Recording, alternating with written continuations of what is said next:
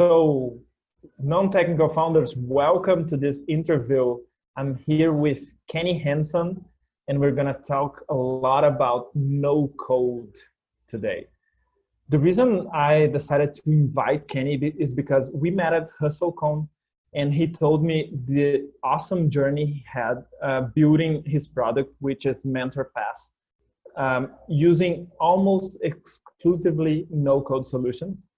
And yeah, and ever since we talked, man, it's been an obsession of mine to talk more about no code and learn more about no code, because it had been my experience that most founders get overwhelmed by no code solutions, and finding one that actually did the work and went through the process and created a product that works, because I'm using the product so I know it works. Then that's the reason I really wanted to interview today. Welcome, Kenny. How are you today? Daniel, I'm very good, man. Thank you for having me, and thank you for the very nice introduction. Awesome, man. So let's start. Tell us a bit about MentorPass. What's MentorPass? Sure. So I'll talk a little bit about the story, the business, and then I think we'll spend most of the time talking about the product. And the product journey, how I got there, which will be very interesting. So the journey for me, I was in consulting for about 6 years with Accenture. Really loved it, was doing technology. And so I do have a bit of a technical background. I wasn't a developer myself, but I've done agile coaching. I've done some DevOps work, everything like that. So I had a bit of familiarity. Towards the end, I realized that I wanted to get into a business of my own, work with some more small businesses and have a bit more impact. So I decided that I wanted to focus on mentoring. I wanted to focus on coaching and really getting hands-on with people in the early stages of their business journey and help them come along. Similar to what I was doing at the enterprise level, working with these huge billion-dollar companies, I now wanted to do that with early stage founders. So the idea came up that maybe I'd become a mentor, and then I said, maybe I'll start a mentoring business. And then I said, I'm a technology professional. So ultimately, if I want to scale this thing, I'll create a platform. I'll focus on the strategy and the technology, and the platform will actually be the utility to connect high quality mentors with high quality founders. Everybody wins. And I thought it was going to be a lot of fun. So from there, I set out on the journey to build MentorPass. And I left my job at Accenture. I actually moved to Southeast Asia. I moved to Bali, Indonesia for about 6 months. Took a little bit of time on the sabbatical to just kind of decompress a little bit. And then I got started building MentorPass. And that's when the product journey begins. So I had an idea of what I wanted the product to be. And like I said, I have a background in agile coaching, so I understand, product roadmaps, product backlogs, user stories, everything like that. And I had actually been coaching big organizations on how to do this. But I'll tell you what, when it comes to building your own product, it's a lot more difficult. It's much easier to be agile on other people's things, right? Yeah, exactly. Especially when you have $1 billion budget and there's, you have a few developers, front end, back end, you have UX, UI, quality engineers, automation people. When it's just you and you're doing everything, it's a lot more difficult. So I reached out to some friends through the co-working space, and I found a developer that a few people recommended to me. We started working together, talking about the product, the business, and it seemed to be a good fit. And so we said, all right, we're going to take it to the next step. It was going to be an equity and cash deal. He was going to, build out the MVP for, we had talked about around $5,000 for the MVP plus equity. And he was going to be full-time on the team. So we started working on that. And as we got into it, things just weren't working out. It was really, I would say a lot of it was myself just not being ready, and not having the full entire UX, flushed out. And then things were just moving really slowly. And so overall, it just didn't really work out. So then I took a step back and I was like, what am I doing? Do I just need to outsource this and find somebody? But let me at least get the landing page done. And as I was working on the Love that. landing, That's how it starts. I love it. to let me at least get the landing page done. As I'm working on the landing page, I'm like Squarespace, Wix, Weebly, GoDaddy, and I was frustrated with all of them. I couldn't stand them. Like I said, I have somewhat of a technical background. I've done a little bit of coding and, back in college, and they were just so restrictive in terms of the templates that I just got really frustrated. And then finally, I stumbled on this tool called Webflow. And that's when my life changed. That's a great. Yeah. So at that point, I built out the landing page with Webflow. I started building out more of the pages, and then I started looking at this thing called the CMS, the content management system, and seeing really the flexibility of the CMS showed me that it was possible to build out more than just my landing page on this, that you can do a lot with it. And the design tools in Webflow are amazing. It was this like very similar to using Sketch or InVision or Figma or any of those. And I'm like, wow, this is really powerful. It's really easy to use. Let me see how far I can take this thing. So that's when I really got into it, and I just kept building it. The developer and I separated, and we split ways. I had only spent a little over $1,000 on that route, which is very fortunate because I know others that have spent, $10, $20, $30,000 down the drain. I heard recently $100,000 down the drain. Yes. So I was very fortunate, and I think it's because I had that agile background that I was like, all right, we're going to do things very slowly. But anyways, I started building out the marketplace and with Webflow using the CMS, and then I picked up a few other tools. I used Airtable for my backend, and then I used a tool called Zapier for the integration between the tools. And that's really the core tech stack is Airtable for the backend, Webflow for the front end, Zapier for the integration. And then there's one other thing that I cheated on a little bit, which is let's see what is that you call cheating. Yes. I use Stripe Connect, and in order to integrate Stripe Connect, I did have to hire another developer and do custom code to integrate that. And so we have a couple of functions running in the Google Cloud, and that's what integrates Stripe Connect, which allows us to have actually payouts to multiple suppliers. So we have, about 50 mentors on the platform now, and each of them get paid out directly whenever somebody books a call with them. So what's interesting is, based on this experience that we had to use code, we're now looking at packaging the cloud functions that we built as a no-code solution, so that the next person that wants to build a marketplace will not have to, no code at all. Perfect. That's perfect. But actually, let me ask you a bit about this, because the advantage of using no code is not about being against code, right? It's not about the pride, even though there must be some level of pride involved in creating things 100% without coding. But it's not about that. It's about bringing your product to the market, right? You were able to bring your product to the market with very little coding. How little coding were involved? How I don't know, many lines of codes or functions? How small is the part that you actually had to code? It's 2 functions. It took about 2 weeks, and it cost me initially $500, and then another $500 for some enhancements on it. So all in all, I spent, between the 2 phases of coding, less than $3,000.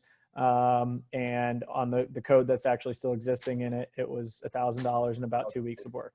Yeah, it starts being 20% of what your initial developer was taking. Mm-hmm. If you disconsider the equity, right? If you consider the equity, he was earning much more. Right. So it's at least at most 20% of the cost you will have to pay for developers. But as you said, the next person that wants to use it will be able to use it without a developer, right? So you're contributing back to the community and to creating solutions, and that's amazing. let me, one thing that I want to stress today is how not to get overwhelmed by the tools, right? You had to understand what Airtable is. And once you, because Airtable, for the people watching, Airtable is a tool where you can create anything you want in terms of data. Think of it as a Google spreadsheet or an Excel with on steroids, right? So you had to understand a bit about Airtable. You had to learn Webflow, right?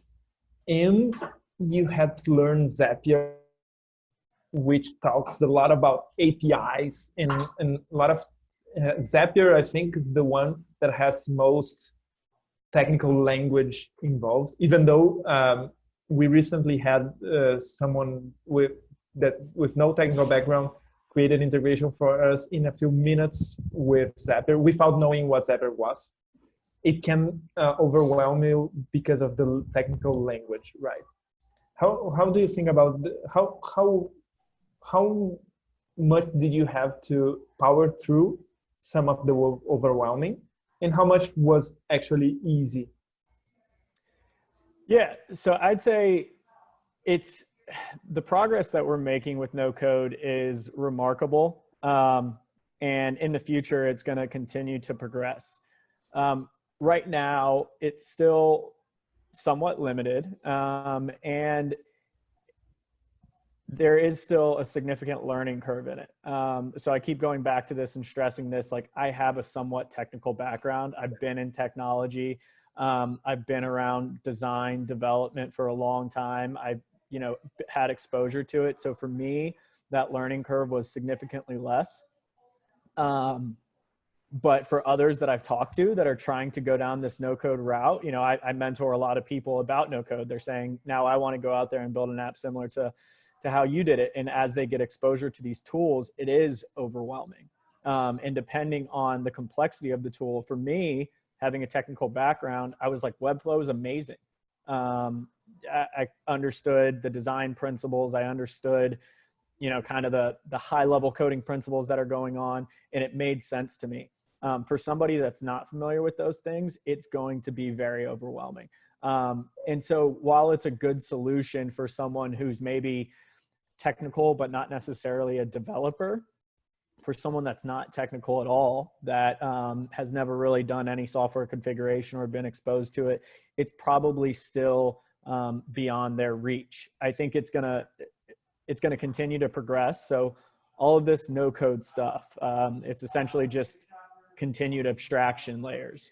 And so at the bottom level, there's still the core level code, and then there's abstractions put on top of it. And as those layers of abstraction continue and get better, it's going to become more accessible to more and more people.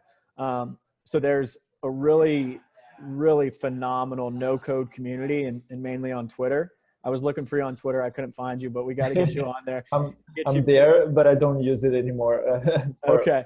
For a few years, I haven't been active on Twitter. We'll get you plugged in with the no code Twitter community, because it's remarkable. It's one of the coolest things I've ever been a part of, but it's really active and people are really passionate about it because, if you think about what's happening right now with all of this technology, I think it's at an extreme breaking point where, and there's a Webflow video that talks about this, but he says, 1 in a million people know how to code or something like that.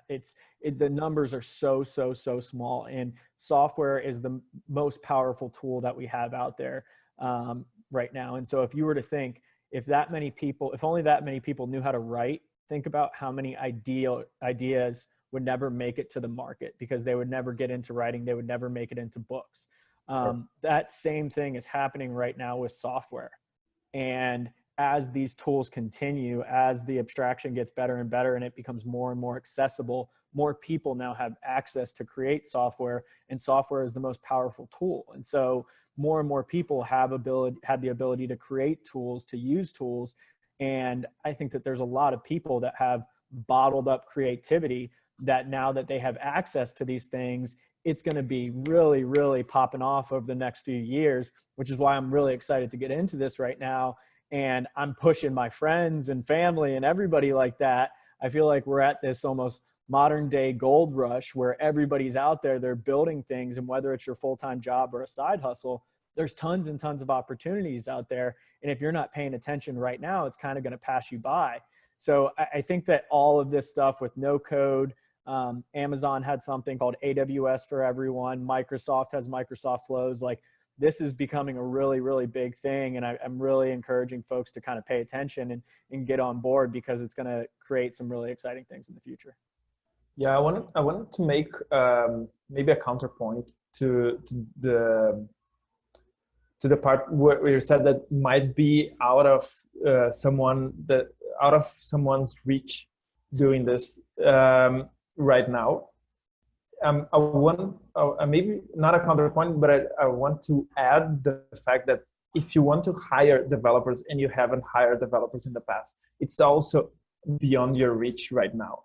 Mm-hmm. And if you don't have the money to hire the developers, and of course, it's not beyond the reach in terms of if you are lucky to be able to find someone that's great, or a dev shop, or a developer, or someone that really works and make the software work, and know how to translate your ideas into technical language.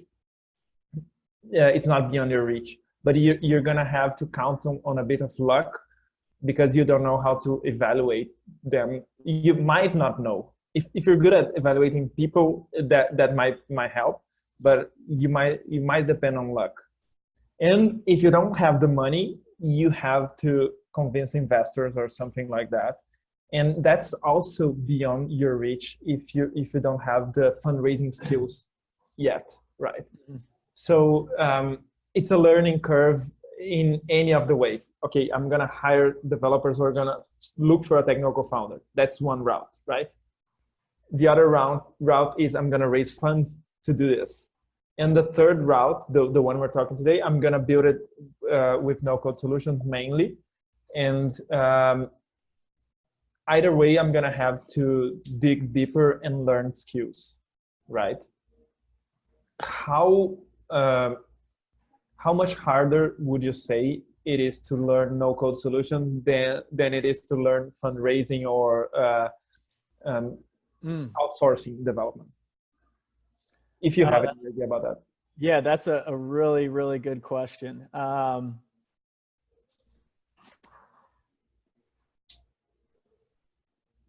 Yeah, I mean, there's so many variables in that. Obviously, to be able to go out there and fundraise, to get the money to put into outsourcing, that's completely dependent on, you know, your situation. If you have access to capital, if you have that network, you know, then that's an approach that you can take. If you know folks that do the outsourced development, that's another you know, gateway for you. I think a lot of people, there's a lot of barriers with that, that a lot of people have.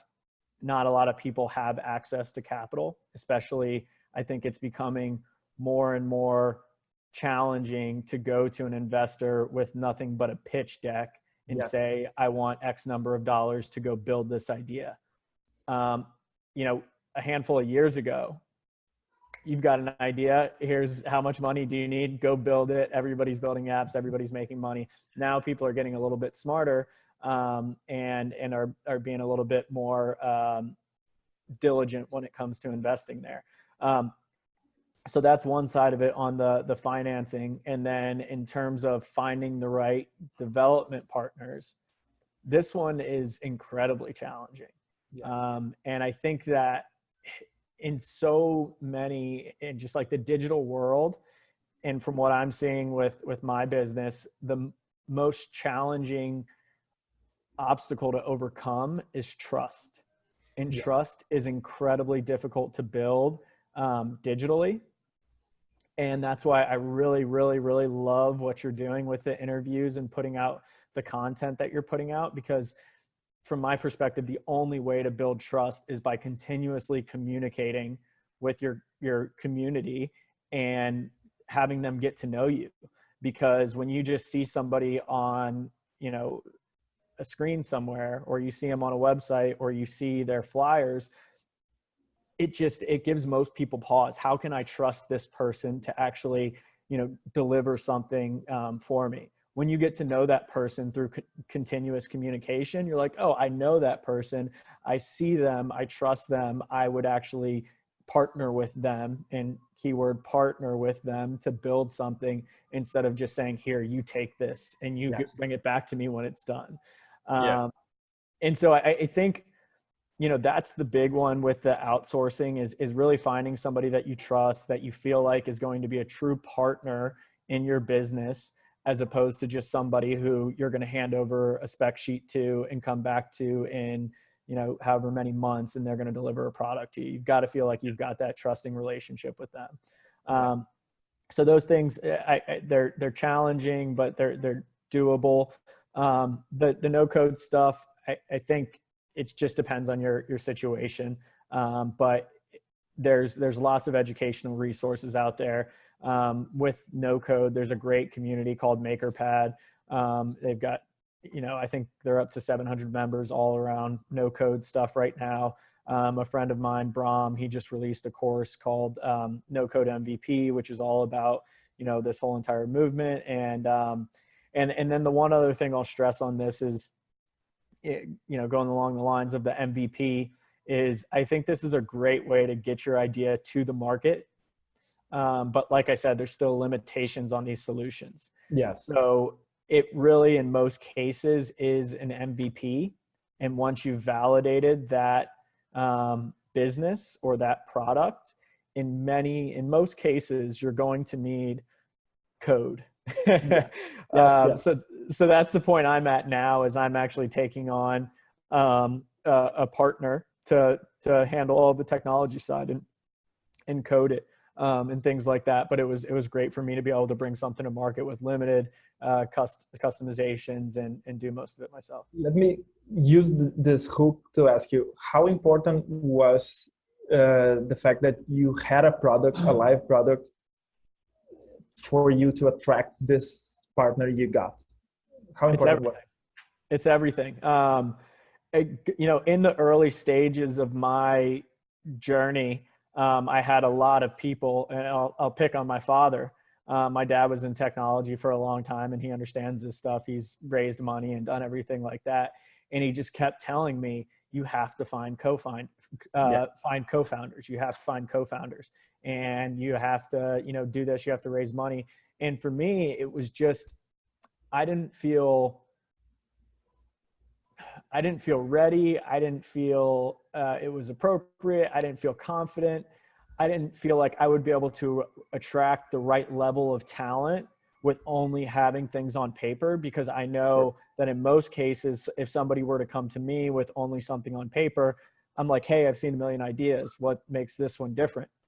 As opposed to actually getting something to market, and validating that there's demand for the product, validating that the business works, it's viable, and also validating that and proving that you have the ability to produce something and that you're serious about this. Because there's so many people that I think talk about ideas and everything like that, but aren't really going to follow through on it. And so to be able to bring that initial product to market on your own, and then go to somebody and say, hey, remember that product I told you about 3 months ago? I actually built it, and there's actually people using it. And now do you want to come work with me? And now you're, you know, maybe equity isn't going to be the same because we didn't do it from the beginning. And if you're raising money, you're going to get a better valuation, whatever that may be. You just have a lot more leverage when you've actually proven something a bit, as opposed to going to somebody with just, you know, an idea on paper. And I have one of the mentees, a client of mine, he's not technical at all. He has a background in mental health and social work, and he saw an opportunity to build an app that triages a lot of the mental health cases that he has. That basically, it asks you some questions about your mood, it asks you some questions about your demographic, and then based on that, it will return some different activities that he would normally recommend. So that's something that he normally does with his clients. And he was saying, I want to build this into an app. He did the exact same thing, which he was like, I don't know any of this stuff, but I'm going to figure out how to build something. And then once I built something, then I'm in a much better position to go to someone and say, hey, I want to raise money to build this next version of it, or I want to find a partner to help me build it. But he was like, I knew if I went to somebody and I was like, hey, I work in mental health, I want to build an app, they're like, yeah, get in line. So he actually did what most people don't do, which was took the initiative, went out there, built something himself, validated that people would actually use it. And now he's saying, okay, to take it to that next step, I want to find a partner, I want to raise money, I want to do all of these other things. That's amazing, because yeah, that's been my experience as well. Having no product versus having some product, a product, right, makes it's a 180 degrees turnaround, right? So you really have much more leverage in terms of finding people, being able to talk to people. They're gonna give you more their attention. And also when it comes to negotiating the equity, of course, you've taken more risk by doing this validation yourself, and you were committed from the start. So the equity conversation is also different, right? So I believe even if your product don't work from end to end, even if you created a concierge MVP where you're doing everything offline, right? Except from the front, right? Mm-hmm. Then even in that case, you gain leverage and you increase your chances of attracting tech talent, right? And investors, by the way. Yeah, absolutely. Yeah, and I think, like you said, the product itself, it's great to have it working, but I think in most cases, it's also just validating that there's demand for it, and you know how to find that demand. So that's another great thing that you're able to do. Awesome. So last question is, what's the first step for a non-technical founder that's watching us to take in order to start building their product without any code or with very little code? First step. Is it getting to MentorPass and finding a mentor? You knew it. Yeah. So I do a lot of mentoring around building no-code apps. So I am happy. I'm doing, complimentary mentoring right now for the first couple of calls to really get people up to speed. So mentorpass.co, or you can send me an email at kenny@mentorpass.co. And I'm happy to talk individually with folks. And then, so there's a number of different tools. The number one place to go to in terms of no code education right now is definitely MakerPad. So that's makerpad.co, phenomenal community, subscription to the community. They actually have a ton of free content. And then if you want some of the premium tutorials, it's a subscription. And then you also get access to their Slack group, which is amazing. So that's a really good community. If you are looking at Webflow, Webflow University has phenomenal content. It's really well done. It's informative. It's hilarious. The guy who does their tutorials is really, really funny. And they've got pretty much everything on there. So Webflow itself has really good content. And then, yeah, no code Twitter is amazing. Just talking to people, you'll get to know who the crew is. There's a couple of lists that have been put together. Is that hashtag no code? Hashtag no code, exactly. You can find me on Twitter at NoCodeKenny. I'm officially part of the no code crew. Perfect. All on that one. But yeah, it's a great community right now. I've never really been in a place where you feel like this special kind of vibe where we really feel like we're at the beginning of something that's going to be growing over the next 5 years into one of the largest markets in technology. They just hosted the first no code conference this year in San Francisco. It was hosted by Webflow, and that was kind of like this big kicking off point of, hey, we're on for the ride. And there's just a lot of really good stuff happening in the community right now. So MakerPad would be number one. Hit me up on Twitter or email, and I'm happy to talk. And then, just get involved in the Twitter community. That's amazing, man. I'm really glad we had the chance to talk. I'm really glad we connected on HustleCon, and I could learn from you, because I was actually, I wouldn't say disappointed, but I was feeling bad for so many founders that tried this route and failed. That I personally needed the success case, right? The success story, and I wasn't aware how strong the community was. So it was great that you were here to share your experience as well. When I know being a founder is already hard enough, so I really appreciate that you're taking the time to give back to the community, even at the very start, right? So thank you so much. Yeah, absolutely, man. It's been a pleasure. Let's do it again. I'll get you on my podcast. We have the Top Mentors podcast, and we can Let's flip do the it. tables around and talk about the amazing work that you're doing and enabling non-technical founders, which is something I'm really passionate about. Awesome, man. I'm down for it. Thank you Okay. so much. Take care. See you soon. Bye. Guys, see you at nontechnicalfounders.com. Join us. Bye.